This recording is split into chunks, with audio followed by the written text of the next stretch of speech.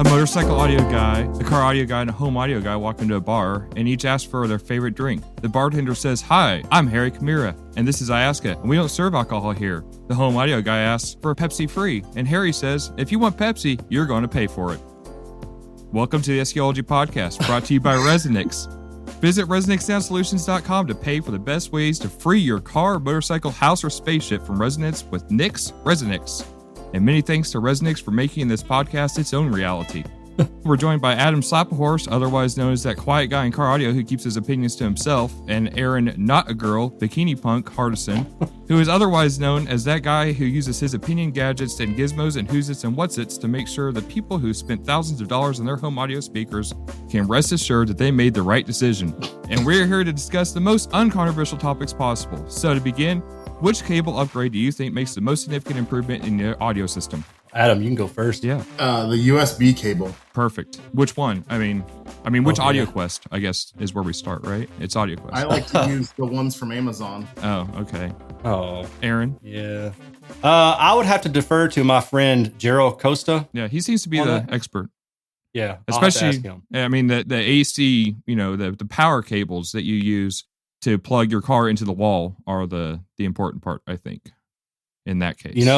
There's a lot of truth to that. Your car plugs into a wall with probably something different than a regular, 110 AC cable, right? So, well, yeah, you a might little bit different. You might have to have yours special made, right?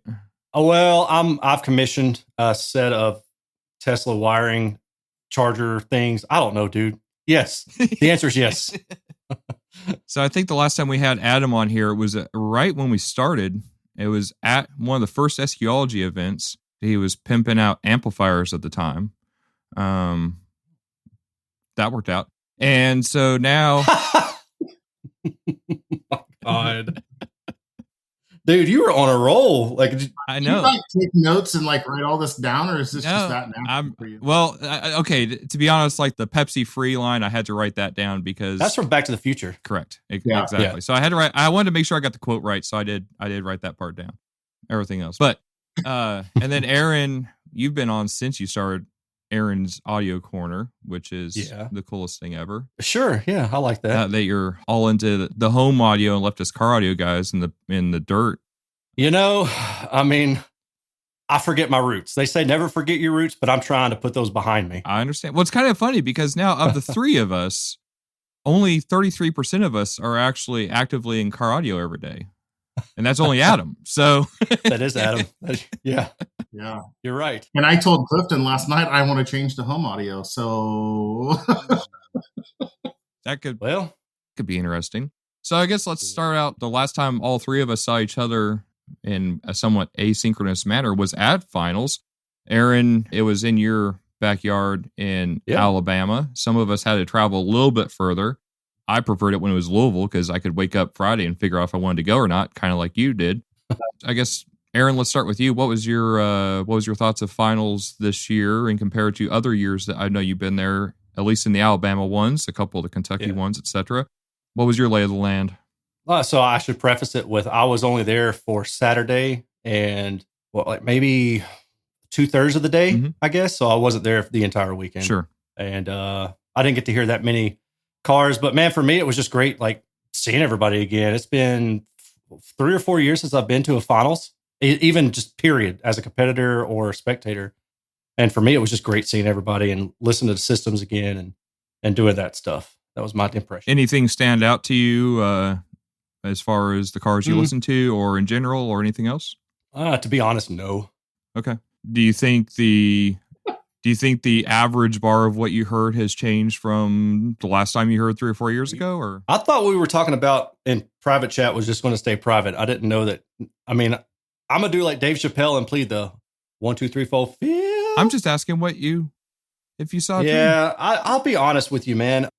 I was a little bit let down, just kind of as an overall thing by what I heard. And I don't know if we'll get into it. I mean, I may tag along with Adam because he's a little bit more cavalier with his responses. So I may jump in with him and be like, yeah, me too. But just to be honest, I was a little bit let down. I don't necessarily know what I was expecting, but some of the cars that I heard had pretty glaring problems. And it's not like an opinion thing. It's just like the center is supposed to be here. Why is it in two different places? Right? Like the quote unquote center. And those things stood out to me immediately. And I just felt you shouldn't have had those problems. I think that's maybe the easiest way to put it. Okay. No, that works. And I'm not looking for specifics or anything, obviously. Yeah. It's just in general, the feeling of things is I think there was a time in 98. Holy crap. That was a long time ago. Whoa. Not that far back. Easy, Harry. 2018, 2019. I feel like if you compared that range back to like 2012, 2013, go back 5 or 6, 7 years in 2012, 13, 14, and you were competing off and on around then. But the cars that were really good really stood out to you. You know, like I was judging, 2015 finals in Alabama. And I mean, I judged a fair number of cars. And it was one of those things where, like, as far as cars that were in my taste range, I was like, could really rock out to and met the criteria on the score sheet and everything else, like Kirk Proffitt's TL, Natan's, and maybe a couple others were the ones that were like, wow, yeah, this is what I was looking for all day. I found it. Finally, here it is. Whereas in 2019, 18, even, I think the consensus then was like, it was hard to find a bad car versus finding the good car. It was like, hey, yeah, there was 1 or 2 cars that didn't meet the mark, but overall, everything was really good and on par, and everything was kind of rising up. And I didn't get to listen to that many cars at finals, and I don't think your opinion is controversial here. And the fact that it seems like the majority of people were a little bit like, things seem be a little bit soft right now as far as progress. Now, Adam, you were actually judging this year for Mask. This is the first year you've judged at a finals, right? Since USAC in like 1998. Okay, well that was a long time. That was another lifetime ago. Yeah, I didn't compete at all this year. Honestly, I did the inaugural show last year, and I did finals last year, but then I didn't make it to a single show to compete this year. We did the demo award at Steel Valley, and I had the title sponsor to the podcast's girlfriend give away $500 of Karma's money. But in backing her up, she wanted me to listen to as many cars as I could to kind of make sure, we kind of talked. And she was on par with everything I heard. But I did get to listen to 99% of the cars at Steel Valley. And then again, I would say close to 99% of the cars at finals this year. And I agree. I was disappointed this year. I listened to 3 cars that really stood out to me above the rest. And the rest of them all had things that just kind of were not great, but they worked. I did. And I've talked to Erin about this and you a little bit, but I've done a ton of listening in home this year. I think Erin and I kind of talked about this at finals, but for me, when you get into a car, obviously we know the environment's the biggest challenge, but man, what is it with mid-bass and cars? It's so different in my opinion. I don't know, Erin, you kind of sort of agreed at finals, but when you listen at home, there's just another level of tactile response. In a car, it feels like everything hangs on longer. I don't know. It just seems like that is the biggest gap for me between home and car, tonality wise. Staging is a whole nother ballgame. Is that something that we're maybe looking for that is just going to be different in a car because of the environment and size and position of everything and how it's tuned? Or do you think people are overdoing the mid bass? Is it being underdone? Is it I think it's overdone. I think people are trying to push it too hard to try and they're not blending their sub right. Yeah. Personally, there are some cars that have really, really good transition and really good mid bass, but they're just they're very few and far between.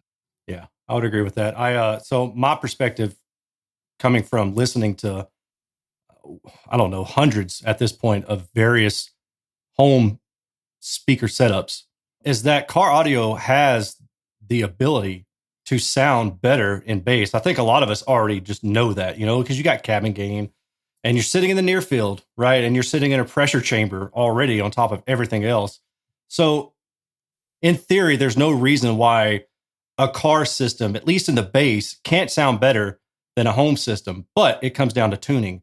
And tuning mid-bass to subwoofer is hard. It really is to get a good proper blend. And you can get things somewhat dialed in. If you want to throw percentages at it, let's say 70%. You can get 70% of the way with a little bit of effort. But that last 30% is what really makes the difference in having a system that, okay, so personally speaking, I don't like when the seats rattle. I don't like when I can feel the mid bass on my foot, because that's an indication that something's out of phase within reason. I mean, if the seats are rattling because I'm doing 130 dB, that's a different story. But if we're listening at like transients of 100 dB or so, then my butt shouldn't be rattling because of a phase issue. Everything should be planted up front. You're saying there's more energy going through the system than what you're actually hearing? Well, there's more energy going through the system, and it's not being put together cohesively. Okay. If that makes, I think anybody who's ever tuned a system knows what it's like when you take your subwoofer and you flip the polarity. Sure. All of a sudden, you've got vibration on your butt. You can hear the buzzing from the back. That's how you know something's not right. But what do you do about the phase alignment between 0 and 180? Right. Because it's not one or the other that's going to get you there. It's going to be somewhere in between. And then you've got to worry about not just phase, but your time alignment to some degree, and then your crossover slope, which is going to affect phase as well. So all pass filters help, but getting there is hard. It's not easy to have a really well cohesively aligned phase centric subwoofer mid bass transition area. Sure. Erin, do you think there's some cohesion or difference in home versus car when you look at the car? Some of these new car subwoofers, X-Max seems to be the name of the game. And do you think the group delay from driver to driver is part of that problem? Yeah, so I don't know if it's group delay. I mean, I'm actually was trying to figure out a way to do some kind of experiments with group delay only, and I haven't figured out a good way to do it yet. But so I can't say that I think it's group delay per se. I think a lot of it is really, it just comes down to the phase alignment at the crossover point. I think the other things like the lingering bass modes, those kind of issues, I think can be remedied with equalization. Another one is just getting rid of rattles, because if you ever have your system playing at full tilt and then you turn your tweeters and your mids off, there's all sorts of little rattles, and those are distortions, and they take away from your being locked in on what the system's providing, especially when you have tracks. So if you're just playing like rap music, which I love rap, I mean, I bump it all. Why do you guys think I got an 18-inch subwoofer in my car? I want to bump. That's what I want to do.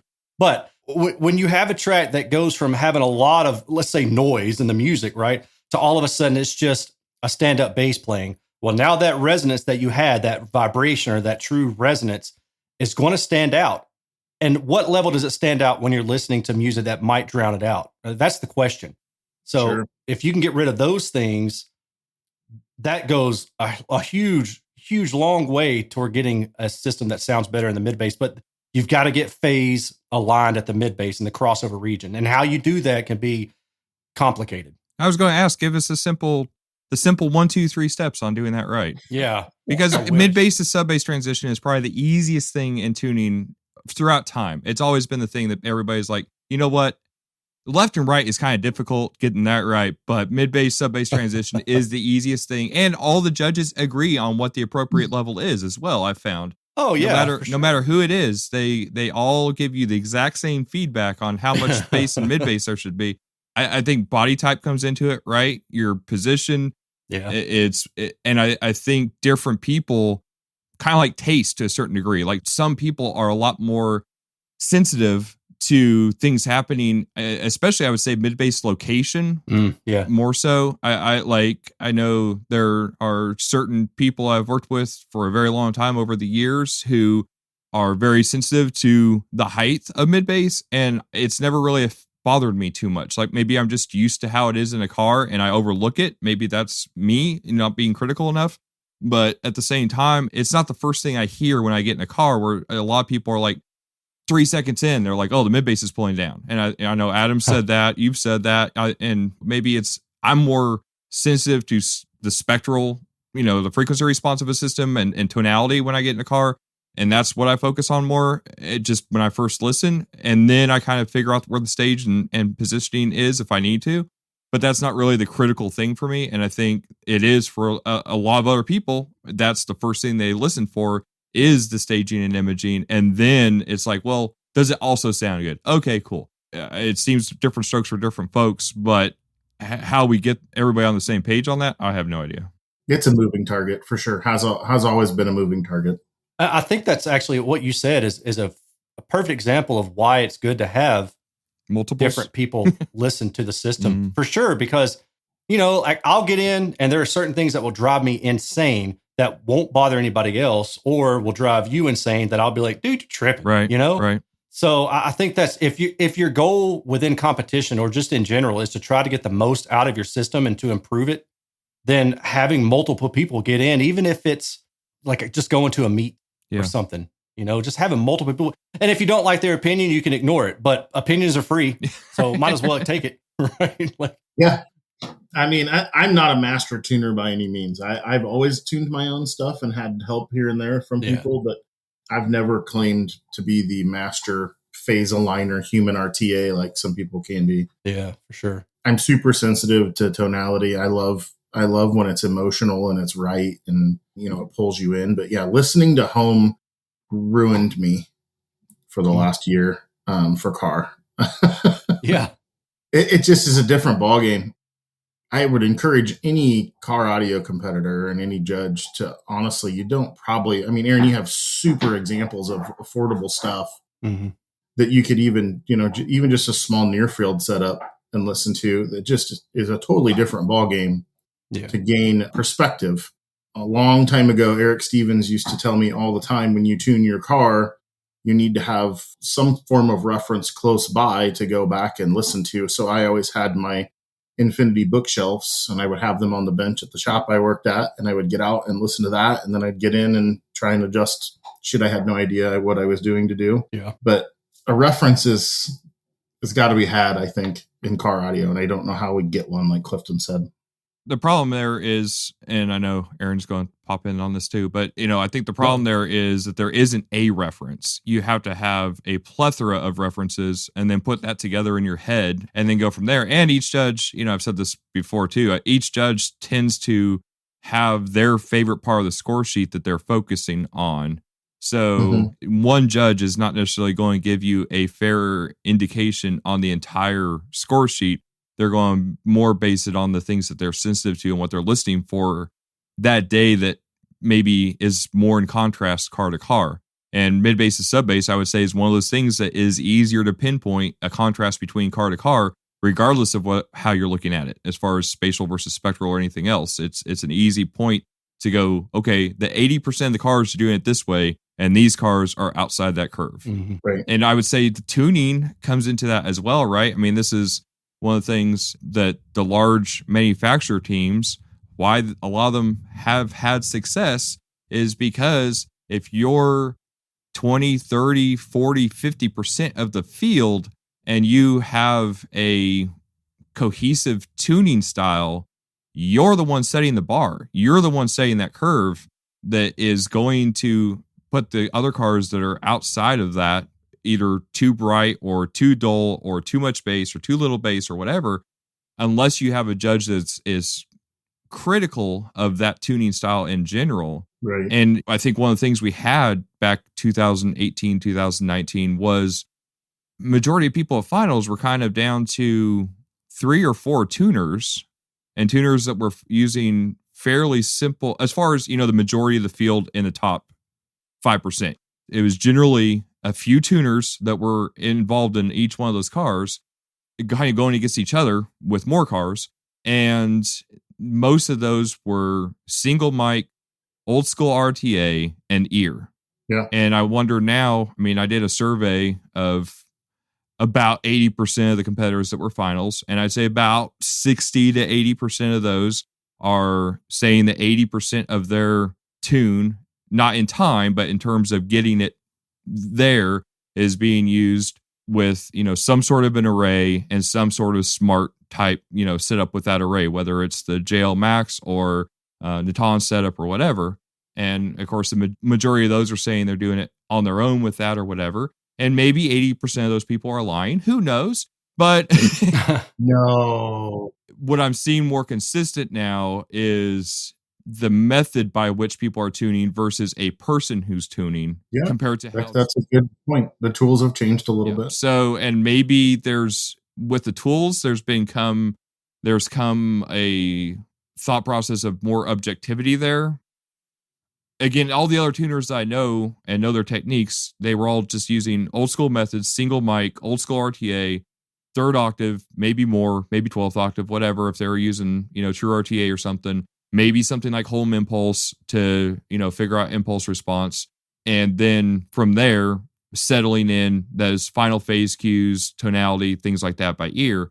And I wonder if some of that is where we're missing some of these simple things because there's an over reliance on the tools, or maybe just more timidity on the ears as far as going, nope, that doesn't sound right, I'm going to override the tools. I don't know. What's your guys' thoughts? We have people on a daily basis that ask us for YouTube videos to hear how our speakers sound. So I think people are... All of Erin's bass sounds like iPhone to me. I don't know, but... Yeah, Clifton, I think you're on to something there. I think you've got to trust that at the end of the day, your ears are going to be the final saying, in my opinion.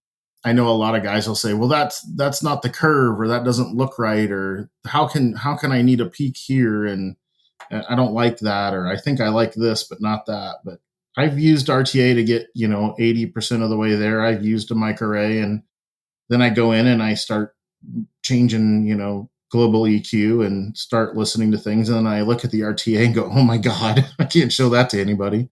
But we're all guilty of it to some point. But if it sounds good, it sounds good, right? This is where I think Erin's critical on his input, because on the flip side, Erin is, people have made decisions in stone with a loudspeaker that is objective at the end of the day. I mean, they made their decisions and they're done. And then Erin is then reading things on the flip side. He's not tuning that with it. He's evaluating that with an objective measure, and then following that up with a subjective listening session and everything else. From your angle, Erin, what's been your, and I'm sure you've probably put this down in writing somewhere and I probably missed it, and I apologize for being a bad friend.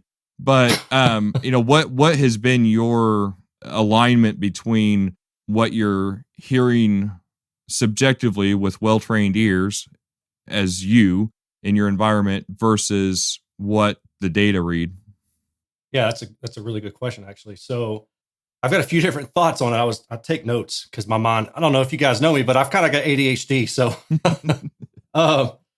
so I guess to answer that question, first of all, I would say that home audio is a totally different animal than car audio. And we know that, but from the perspective of home audio measurements, dude, it's pretty much like cake to be able to correlate measurements from a home audio system or an anechoic chamber of a speaker that's going to be used in the home audio with listening impressions. So my process of evaluating speakers has always been get the speakers, set them up, listen to them, take notes, then measure, compare notes. And if things don't make sense or I'm curious about something, then I'll go an extra step. Maybe I'll listen again. Maybe I'll listen again with equalization in the chain, and I'll play around with some certain frequencies. Maybe if the measurements show a dip at 600 hertz and I'm like, I don't know if I'm hearing that, or vice versa. Mm-hmm. I'll use EQ to kind of validate some of those things. It's all cited at that point, but that to me it's easy to make correlations. Car audio is not. And the concern that I have is that, first of all, these generic house curves that people are using, and I've done it myself. I did it for years before I understood that it's bad. So let's take a system, two different systems. System A is going to be a tweeterless system, or like a wideband system that was all the rage. And I don't know if many people still run those, but it's a good example. It's a 4-inch mid-range, no tweeter. So that 4-inch mid-range starts to beam, which means it starts to narrow in radiation at like 2.5 kilohertz or so, give or take. Now you take a system B that has a tweeter. That tweeter isn't going to beam if it's a standard dome tweeter until about 8 kilohertz or so, give or take. So what do you have? Well, you've got 2 to 8 kilohertz or so where the radiation pattern between the two different systems is very, very different.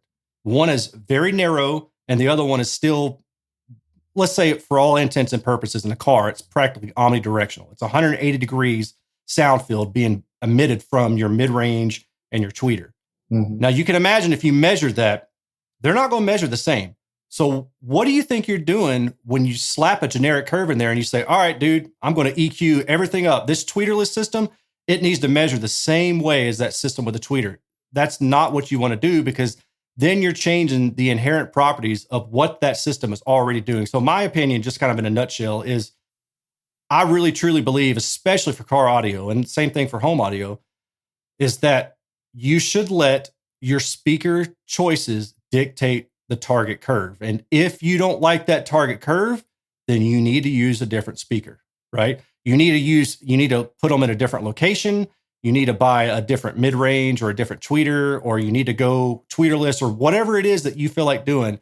Something else has to change. Don't make the tweeter or the system sound, or I should say, don't try to make it sound like another system. Because I can guarantee you in car audio, those two systems, the system A without a tweeter, system B with a tweeter, I could EQ them to make them hit the exact same target curve. They're not going to sound anything alike at all, not even remotely. They're not going to have the same soundstage characteristics for one. The other one of them is probably going to sound distorted and compressed on the higher end. So that's why I say generic target curves are a really bad idea in car audio, especially in car audio. Well, and on the other side of that, with the mid-bass to sub-bass transition we were talking about earlier, a vehicle like Adam's Explorer XL Super Family Edition is going to have a different sub-bass blend than the Tan Suzuki. You know, your perception, your perception of size of the room, your head is going to be expecting a different level of bass in the Suzuki versus the Explorer, just because of size. Yeah. So if you apply both with the exact same curve, then the curve will get you close enough. You know, I guess if you're looking at it from a let's train a shop on how to do something more than set the crossovers with the DSP, then a house curve isn't such a bad idea, because at least it gets you kind of there. But it gets you in the ballpark. The tools like the JL Max aren't really necessarily to make competitors better. They're to make shops better. It's let's make this as objective as possible so that you can go through this and have something to look at, so we don't have to train people how to have magic ears, because that's impossible. It's an efficiency thing. Right, exactly.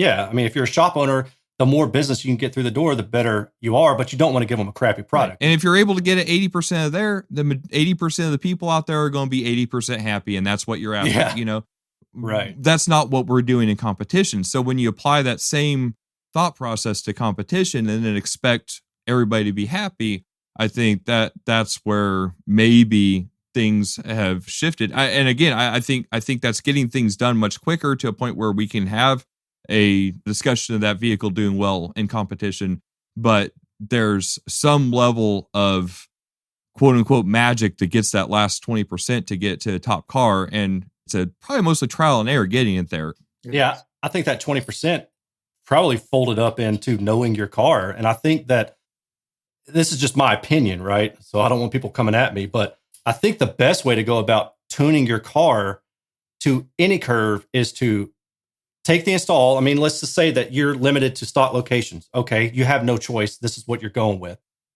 Measure the response and then see what the natural fall off in the high frequency is. See what the bass is kind of doing on its own. And then set a trend line through there somewhere that kind of makes sense. You know, level match things as best you can. And then say, okay, the system is naturally wanting to do this. I'm okay with the overall tonality if it's hitting this general curve. So now let me smooth it out. Let me get rid of some of the kinks and the peaks between sides, and let me make them somewhat match between sides. And that's actually another thing too, is actually matching perfectly between left and right can also be a problem too, but that's kind of a separate especially thing. In a car where you're obviously not centered in the car. You're totally asymmetrical. And then you're talking about, like, we were talking about, sorry to go off, but I just had this conversation the other day with somebody where in a car, most of the time, the driver's seat is going to be on the left side because we're in the United States. So not in my family, not my family, but you do you boo. Yeah, I know. It might be. Most of the time, it should be that way, because if you're doing it the other way, you're doing it wrong. 66% of my cars are on the right-hand side. So, okay. Well, then, so for the normal people in the United States, the left speakers are maybe 15 degrees off axis from you, right? Like on axis will be you're looking dead ahead. The speaker's right in front of you. So as you take that speaker and move it to the left and put it in your pillar or something like that, it's probably going to be around 15 degrees, somewhere in that ballpark. That right speaker, though, might be 30, 45, 60 degrees, depending on where you place it. If you place it in the pillar, it's going to be 45. If you place it in the dash location, it might be 30.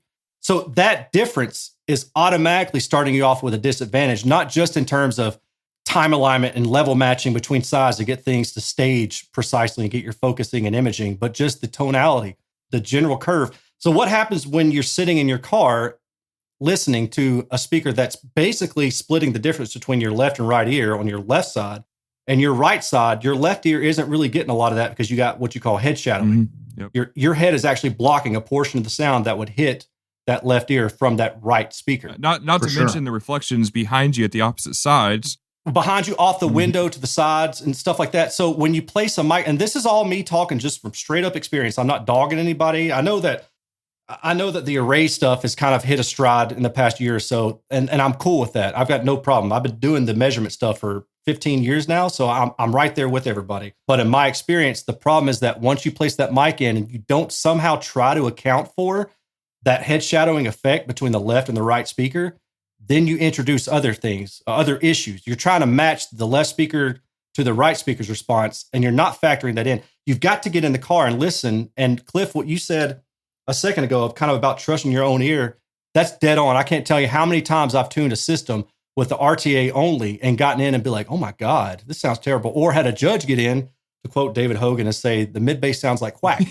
I still don't know what that means today, but it hurts and I still cry. It's a tennis racket hitting mashed potatoes. Quack? Yes, that's what that is. In long form. That's in the dictionary, but it's official. Don't worry about it.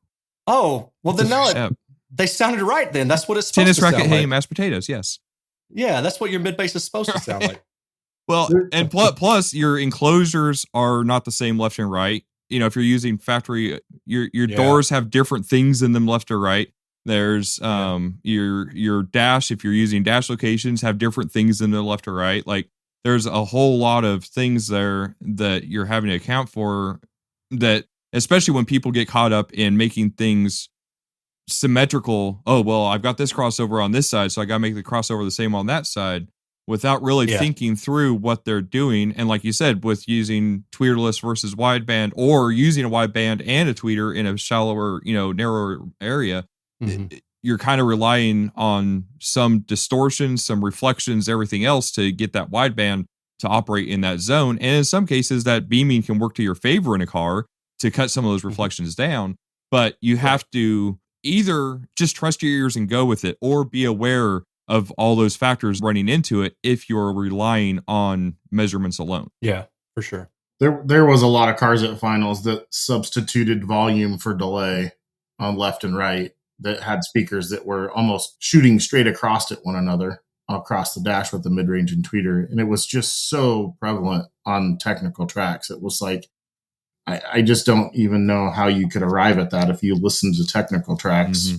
And but I even had competitors sit in vehicles and had them listen to them and say, how did you get here? Because, well, it's fine on music. It's like, well, no, it's not fine on music. It's just that you're not being aware of it because the music is masking it. Basically, there's too much going on, so you're not able to pinpoint the issues. But the problems are still there.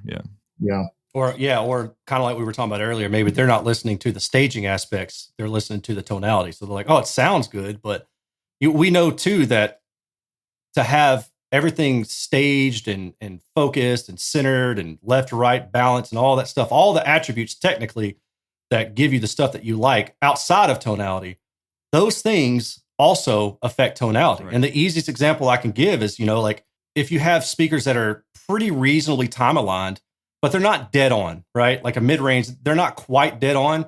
It'll sound pretty good, but once you get it dead on, that tonality will sound even better. Yeah. So, layers show up. Right. Yeah.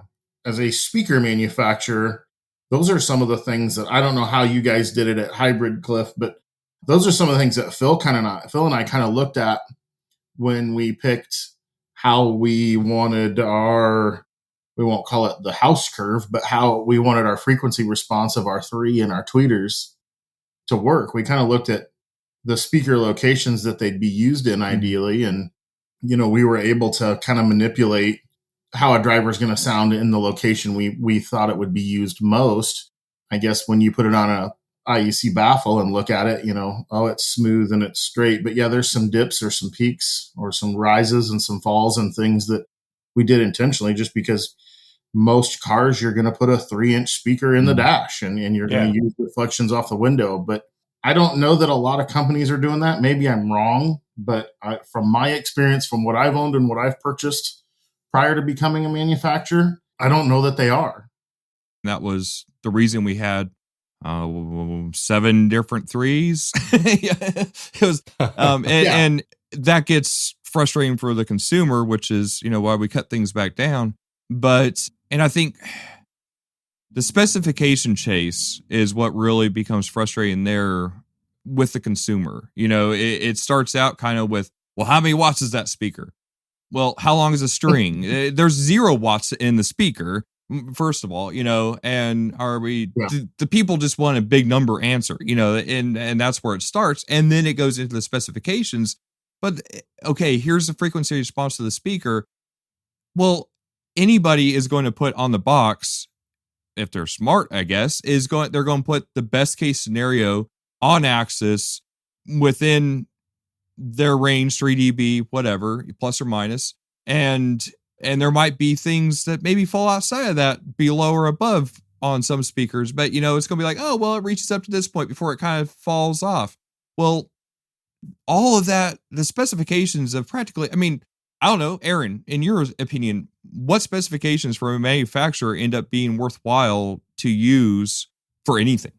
Oh, I'd be interested to hear Adam's take on this too, like just, what he shoots for. But so just personally, I would say it depends, first of all, on what I'm planning to use it for. Like FS matters if it's a tweeter or maybe a mid-range. Sure. I don't necessarily care too much about mid-bass because I know I'm going to cross it above whatever the FS is. Most 6.5, 7-inch drivers have an FS in between. It can be anywhere between like 30 to 70 hertz, but most of the time I'm going to be crossing at 80 or 70 hertz anyway, so I'm not too concerned. Right. Subwoofer, I'm not using an infrasonic filter for my needs, so I don't necessarily care about FS. I care about the Q.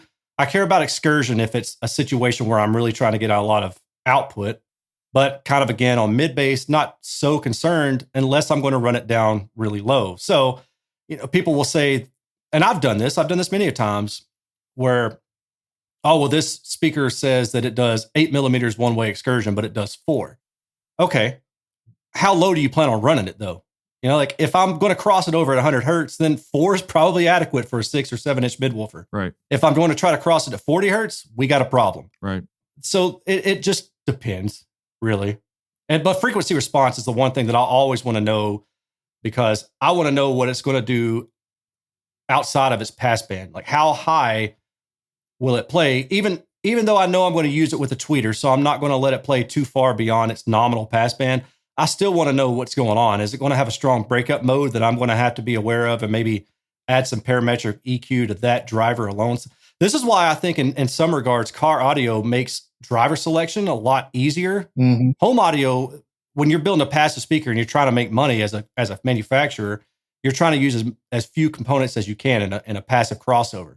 So if you've got a lot of strong resonances in the cone, then that's bad because that affects the overall response. And then you've got to build notch filters and that costs more money. With car audio, we've got so much DSP, we can say, all right, well, this 4-inch mid-range has a breakup at 5 kilohertz and 8 kilohertz, but I can probably get away with just slapping a parametric EQ of Q of 6 on there and dropping it down 6 dB or 8 dB or whatever. But I still want to know those things so I understand when I listen to the car, when I'm trying to tune on it, what is probably making this harder to do. But I would say that a lot of that in terms of how that's performing, you can figure out fairly reasonably quick once you install it and throw an RTA on it and see what you're getting. Because once you put it behind a grill, like say you're using dash lip speakers, once you get behind a grill, submerge it down in the dash an inch or so, and then have it reflecting off the windshield and everything else, like you've added so many other layers to that. It's one of those things where I guess my thing is that you're not going to be able to go back and look at the specs and the sheet of paper and go, but they said that it would do this, and it's not doing it. So, well, people do it. Yeah, the car environment. Well, like excursion and frequency response, those are your baselines. Yeah. You know, like it just helps you. Okay, and then if you know your car, if you know what kind of install you're shooting for, then you can make up your mind. Like this, probably what Adam said is a really good point. I mean, if you go with in-dash 3-inch mid ranges or something, you're going to expect that there's going to be a boost, and then usually I say it's around like what, maybe 600 to 800 hertz. That's where it starts, and it starts increasing the lower end. Well, if you want to offset that, or if you're thinking I can gain sensitivity on the higher end by basically building in like a shelved response to where that response dips down below about 800 hertz, then you don't have to really worry about EQing that, but you can actually somehow bring up the frequency response or the sensitivity above that frequency up. So those are trade-offs that I think are perfectly valid. How you deal with them, I don't know, man. I don't make these things. You guys do. Well, I get. Well, and again, I'm more looking. What are the specs actually good for, other than people throwing things out there? I guess because it's one of those things where I would say most manufacturers, behind the scenes, I mean, they're not going to let even if a midline driver performs better than a highline driver, they're not necessarily going to let that happen in public. We're like, oh, we better back that off a little bit. Yeah, it costs nothing. It doesn't cost the anybody anything. You're just going, well, we'll just be a little more conservative on that. And I would say that happens with everybody. It's something that you want there to be a reason for people to buy the high end stuff. I guess it's never really been my point, but I guess that's the thing. Like what Adam was saying, as far as different speakers for different things. I mean, that's why for us there's the L3 SE and the U3 in particular, because like if you were doing pillars or pods or something else, and you were aiming the speaker and you were able to use more of that directivity and everything, then the L3SE with the phase plug worked better in those locations. But you put the L3SE in a dash firing off a windshield, especially like in a Maxima or something where you got the windshield rake right over it, that phase plug would actually make things worse, create issues bouncing off the windshield. So you put a dust cap U3 in there, and plus then you have a dust cap, so you're protecting the voice coil and everything else when it's laying straight up in a dash. So the specs are irrelevant at that point, because this one works better in that location at the end of the day. Yeah. Application is what we chose to look at when we tried to learn how to do driver design. Now, obviously, we had some coaching and some help, but our goal was to learn how to do it. I think people look at, for me, QES or QMS, the mechanical side of the driver is extremely important. Is the speaker enclosure going to be the brain and control the driver, or is the motor and the moving parts going to control the driver? That's kind of, trying to explain that to people. It's so far over their head. But I mean, at the end of the day, when you put it in a shitty leaky door, you're going to have to ask that driver's motor and the soft parts, moving parts to be the brain. Whereas you can do a subwoofer, you can control that. You can raise the Q of the driver by adding a port to it, or there's certain things with enclosure design that come into play with specs too. But, it's got to be application.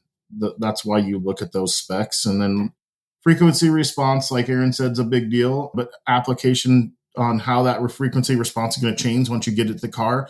I guess for me, my goal was always to use the least amount of EQ as possible in the car. I mean, is that a thing? I mean, I'm throwing it out there, topic discussion, but I mean, does a system that has minimal EQ sound inherently better at the end of the day than a system that requires more EQ? Is that actually, I mean, as long as you're not running your amplifier or any part of the system into distortion, but with all things being done correctly, I mean, it's kind of like how it used to be, where people would be like, oh, well, if you use a softer slope, like a 6 dB crossover, that's better than if you use a 24 dB crossover slope. And I'm like, well, one isn't better than the other. They're different animals completely, but is less EQ better than more EQ? Or I don't know. I'm asking.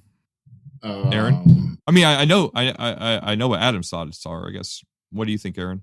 Yeah. Well, before I do that, I do want to say that I think distortion is another thing that we really need to try to pay attention to in car audio, and nobody's doing those kind of tests. So that's where like the linear excursion stuff helps. It gives you a better idea, and then seeing like the motor topology. Yeah.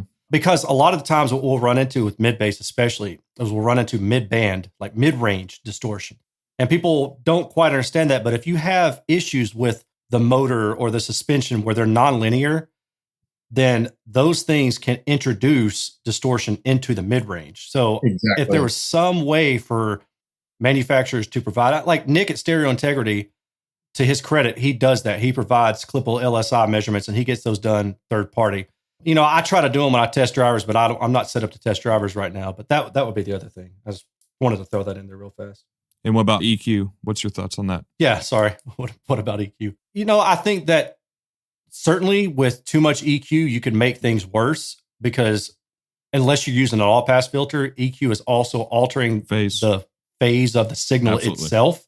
Yep. But since frequency response is inherent basically with phase, as long as your response is good, then your phase is going to be okay too. Mm-hmm.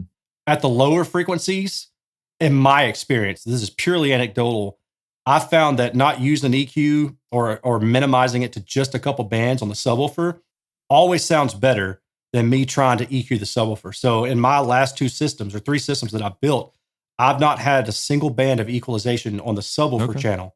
You know, I've had them on the mid-bass channel because you have to, but I let the subwoofer just go. You know, I just let it increase. And the issue with the subwoofer, usually what you'll have is you'll have cabin gain, but you'll have the nulls, and the nulls will draw attention to themselves. So people maybe think that that's backwards. So they'll try to decrease the null.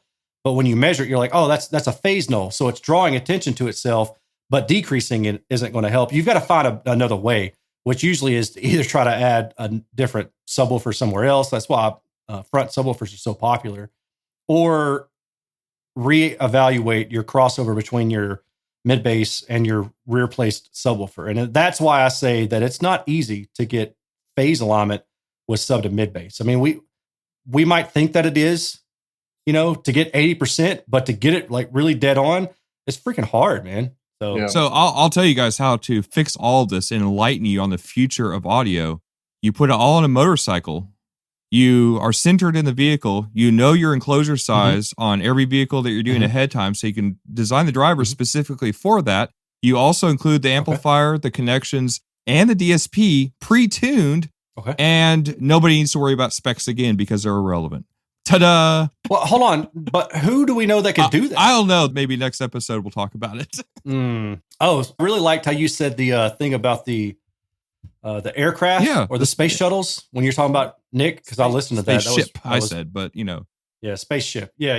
That was good. You might have wanted a different term, but you know, I went with spaceship. I thought it was more fun. Yeah. Should have said like a DeLorean or something. DeLorean. If you want a Pepsi, you're going to pay for it. Yeah. Thanks, Harry.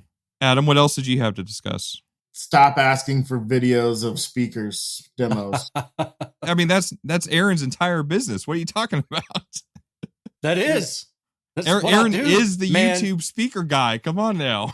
I'm not kidding. There have been times where I thought about, I can't remember his name now, but there's a very popular YouTube channel, and I guess it's a shop somewhere in like Asia, and he records sound demos of different equipment, Macintosh amplifiers, so-and-so speaker, all this stuff. And they consistently get tens of thousands, if not hundreds of thousands of views. And I thought, you know what? If I really wanted to make money at doing this, that's what I would do. I would just set up a room somewhere, record the stuff. But how do I make sure that people don't know it's me? Because they'll be like, it's awful interesting that every time one of these videos pops up, Erin's got a review of it and this other thing. So I'm not kidding. I went out and I recorded my car and then listened to it on 3 different kinds of headphones. I got 3 different sounds. I was so Imagine that. Yeah, it makes sense. If you're going to do it, you should do it with binaural mics. I mean, I think that's really the only way to start down the right road of getting a good reproduction of it, you know. And then even tonally, it's going to be dependent upon whatever it is that you're listening back through. Well, I just never really thought that would be an issue as a manufacturer. You know, you learn every day, but yeah, it's a weekly occurrence easily. Hey, do you have a YouTube video? I'd like to demo your speakers. And I don't really know how to respond to them and not. For me, it's hard. I try and... Did you demo your girlfriend via YouTube video? Because that's about the same thing. Or boyfriend. I mean, is that less I don't know. What do either of you remember what Ben's question at the end was? Was it volume dependent? Oh yeah. He was asking about dynamic or not dynamic EQ, but like, yeah, basically volume dependent EQ, right? Well, I guess it is dynamic. So what's your thoughts on that? Yeah. I mean, Like when I heard him ask that, the first thing I thought of was I don't know if you guys remember the Hardison Bit 1 had that. Yep. Where you could set the EQ for a low volume and set it for a high volume, and it would just interpolate as you change the volume. But it only worked if you used their controller. That's what I hated about it. I'm like, I want to use my head unit. Exactly. Volume. I think the Zapco processor has that too. Oh, that's why he was asking that. Maybe. There's a couple processors. He alluded to, yeah. I was like, I have does not Helix ever do that? used it. I don't know. It might. I don't know. Well, to me, it's not too far out from loudness, right? And I actually thought this when I heard him ask that question. Yeah. I thought to myself, if a manufacturer could give me a loudness button, so we're at lower volumes, the bass is a little bit more prominent, but one that's a step below their lowest setting, because even their lowest setting, the bass is still too prominent. Right. I would be cool with that. I think dynamic EQ is a great idea. I just don't know that I'm unaware of any processors that currently have it. So if you guys know. Wasn't the 90s Delco head units in the cars, in the GM cars, that had the volume that would get louder the faster you went, and you could adjust it? A lot of vehicles have speed volume. Volume and level control. That also adjusts an EQ to a certain degree, but I think this is more. It's his new minivan. He's trying to figure out what's happening. Well, Black Betty had the DEQ-X in it, which had that, so it had dynamic EQ. Did it? Yeah, because like Odyssey makes that for these Denon. All these AVRs have this as an option, right? So it's nothing new. No. And when Odyssey came out with it, I thought, oh, that's like the Odyssey thing. Like that's how I knew it to be, right? But I've just not seen anybody have it other than Hardison, and you're saying some others might have it now. So that would be interesting. I mean, I think it'd be cool to have a different target curve change as you go with volume and play around with it. I don't know that it would necessarily be better, but it'd be interesting to toy around with. But I do think that's some of the difference between judges and orgs right now in that term is because everybody's listening kind of at a different level with different reference. And so you're going to hear something different when you listen to the Imidisc at 80 dB versus you listen to something else at 90 or above. Most definitely. And I think you allude to that as well, Adam, right? Just the difference between the levels and the reference, the source material itself. Oh, yeah. When you listen to them at home, the Iasca disc is so flat and dull. And then you listen to the Emma tracks. I listen to them for technical experience, I guess, so I could be a better judge. But the Emma disc is so top end heavy and bottom end heavy compared to anything else. I just don't know how you can do it with one tune, let alone throw in this judge listens at this volume and this judge listened at that volume. It's interesting, but yeah, I mean, maybe that's a ticket to that. I don't know. I've never used it. Yeah. I still say put all the orgs and judges together and then combine that for your results and be done. But I think that's a good idea. Just shake it up. Shake it literally off. Hey, if you can't find an org right now that you like what they're doing, you're in trouble. Because there's so many. Oh, there's a smorgasbord of There's them. 4 competitors and 6 orgs, so you can pick whatever one you want. Yeah, how much was the, just out of curiosity, how much was, if you had entered all the orgs and just like maybe just your class, right? Like not like extra things, because I don't know what everybody's doing, but on average, how much do you think people spent to compete at finals? Not to get there and all that. It was almost $1,000 by the time you throw in power. Wow. That's crazy, man. This stuff ain't getting any cheaper. I mean, I know these guys got to make money, and I mean, I can't knock them for that, but that's expensive. I don't know how people are able to afford. I couldn't afford that. It's going to really change how many people do all the orgs, and it's going to really change, I think, how people look at how they travel and what shows they go to as well. Yeah. I don't think this is a good thing right now. It's too much, too many orgs, too much difference, too much. There's only so many of us right now. And to divide the group of 80 solid, people that do this regularly, between that many orgs is not going to produce the best cars. It's just, we're going to go backwards again, I think. Well, I've said this before, and I've got friends who run these orgs, so they may be mad at me, but I hope they don't want to beat me up after this. People complained and pissed and moaned about Steve Stern and Mecca, and for some people, it's validated. I mean, I know specific instances where things happen, and then I'm like, yeah, that's kind of messed up. But having said that, I have a feeling that a lot of people, if they were completely honest with themselves, would say, man, I really miss Mecca. I miss the old days when Mecca was around, because it seemed like, I'll just leave it there. It was a good playground. Yeah. Just needed a few new pieces of equipment. Yeah. Yeah. That's how I kind of describe it. That's like me, though. That's how I'm described by people.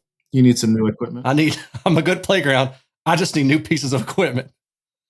Dude, you were looking healthy. I think you're, you could tell Erin's been working out. So, I mean, you could tell I got dumped and divorced about a year ago. And I was like, well, I guess I'm better take care of myself because nobody else is. And you can tell Clifton and I are comfortable. Yeah. I'm looking to get comfortable again someday.